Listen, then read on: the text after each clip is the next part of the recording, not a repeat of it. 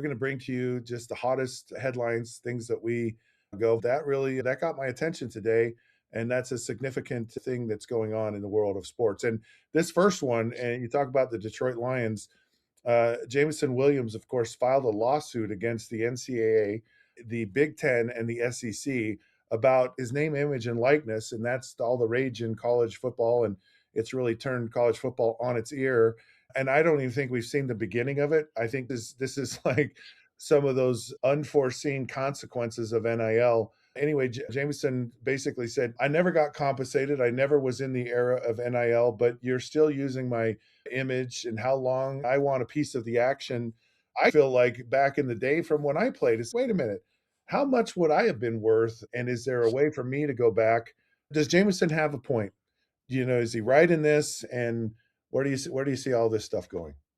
I think he's on to something. Whether he's right, I think that case has to still go through its process, and then they hear it out. They will go through their discovery, and each one will have an opportunity to talk about their side, like where their stances may be. Now, I think once you went into the NIL space and the NCAA started to roll into this end of it, there was a bigger business piece, and there was a bigger concern that was going to be here, because it's not just the players you're trying to take care of that are eligible for it at that time, but then it's going to start to trickle back to where are you using the name, image, and likeness of not just your current athletes and student athletes, but what about those that were past, that are part of you using them for recruiting, that you're using them as part of your branding, your image, your sponsorship packages.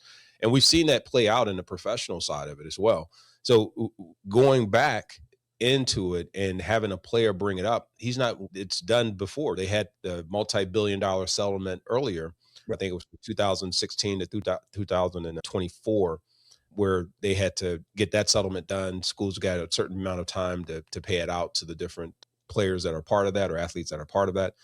And it ended, and it wouldn't go back but so far. So that, while that's been litigated and those players have lost to go back further for different reasons, I don't think that's the end of it. I don't think we've seen it at the end of it there. And then also, what's going to preclude players and athletes and legendary or legacy players from coming back and saying, remove me from all of your literature, remove me from all of the name, image, and use. And I think it's all going to come. At some point, there's going to have to be a settlement that goes back a certain period of time to capture even those that aren't being affected. So this just becomes more where you bring light on a situation that hasn't been resolved. And like you said, is at its infancy. And I think we're going to see a lot more come out of this because of just how quickly it's moving, but how loose it was put together. Yeah, and one of the things, not how far it goes, because we don't know. I think I should be compensated back Well, I in. do too. Yeah, I know that you, as a Virginia Cavalier, like that, you're the poster child for everyone that should go. Look, if you come to Virginia, this is what you're going to turn out to be, is Herman. So I can totally see how, and I think that's worth, I don't know, $50 maybe. Maybe I don't know. Man, you're being overly generous, man. I was going to say maybe a couple of Chick-fil-A coupons and I don't know, some free buy one, get one free six pack from Chick-fil-A's not soda. too bad, just don't go on Sunday. All right, but here's the other side. With all of a sudden, you become a litigator, and did Jameson come up with this idea, or was he pursued? Is there like the ambulance chasing lawyer out there going, "If you've been injured by the NIL, please contact us. We will not take payment unless we win your case," kind of thing? And if he does that, who did it? I would venture to say that maybe an attorney approached him and said, "Look, you have a case here. You have a point." But then you have to ask yourself the question, all right, Jameson Williams is now a litigator. He's a guy that's going to sue people. And do you think that has any kind of impact on him now? Because I know I sued the NFL at one point in my career, and I've wondered if that had any impact on my future or some of the things that were or weren't that went on. And I was a named plaintiff in the original lawsuit for free agency in the NFL. They were having a hard time getting players to have a willingness to actually be litigants. And I was just young and dumb enough to go, yeah, I'll do this. And I did. And it did help me out down the road as far as future contracts and things like that I had. But it also puts you in the position of, you're one of those guys. You're one of those guys that we have to watch out for. and we don't know how much we really like you. And if there's any opportunity to boot you, we're going to do it. I do believe that it harbors ill will, and I think it puts you in a position. When you think about it, you're suing someone and then perhaps coming back later and saying, "Hey, I want to still do business with you. Or I still want to have some type of a relationship with you." I don't know if you can necessarily have that. You can pull that out of it. I will say this: when you deal with entities of power and people of power, you're going to get a couple different types of people. Those that want you to basically kneel and kiss the ring, and if you go against it, then they want to destroy you. It doesn't matter about the money. It doesn't matter about the cost. It's about the conquering.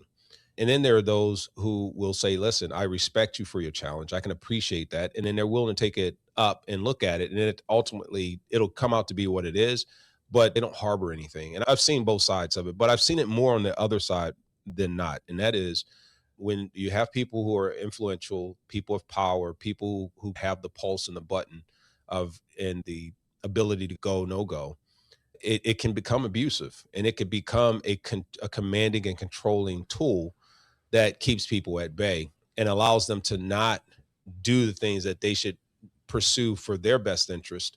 So it creates an imbalance. It creates a disingenuous relationship. It creates one to where it's never going to be mutually beneficial because it's not a mutually beneficial relationship. It's one where somebody has to have power and someone has to win and someone has to lose.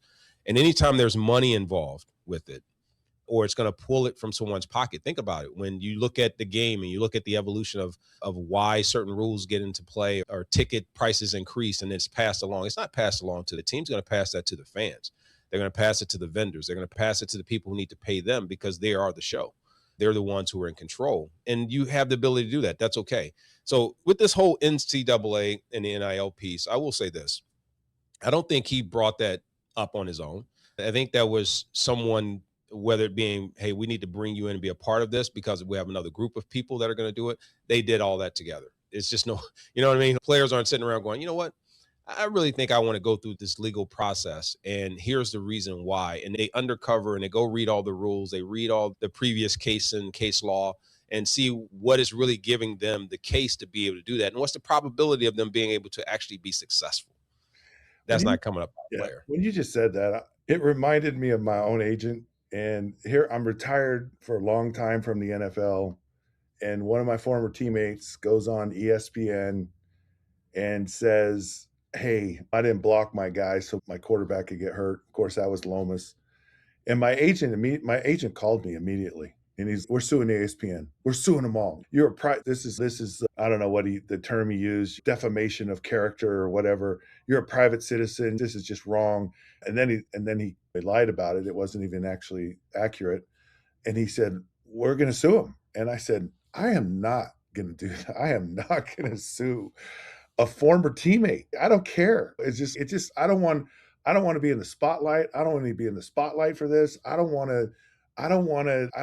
hate the optics of this. And I just think, man, these lawsuits are now I was willing to sue the NFL, but a whole different thing. But that was something, it's two different things. It was like I'm fighting for my freedom on one side, and the other one I'm just like, man, I do not want to get into a lawsuit.